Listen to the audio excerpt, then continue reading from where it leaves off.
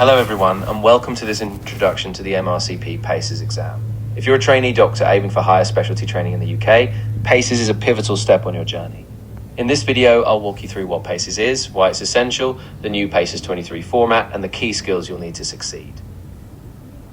So, what is PACES? PACES stands for the Practical Assessment of Clinical Examination Skills. It's the final clinical exam for the MRCP UK diploma. Alongside Part 1 and Part 2 written, it assesses whether you can interact with real patients, perform thorough examinations, and apply clinical reasoning at the bedside. Why do we need PACES? Why is PACES so crucial? Passing PACES is mandatory for entering higher specialty training in the UK. Specialties like cardiology, gastroenterology, and neurology all require the full MRCP diploma. Without PACES, you simply can't get onto the specialist register. The new PACES format.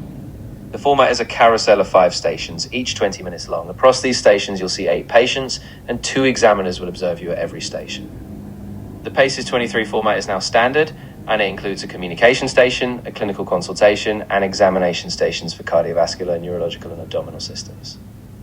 Your performance is assessed on 7 core skills. Skill A is physical examination technique. Skill B is identifying physical signs. Skill C is communication. Skill D is your differential diagnosis. Skill E is clinical judgment. Skill F is managing patient concerns, and Skill G is maintaining patient welfare. You must pass each skill individually to succeed.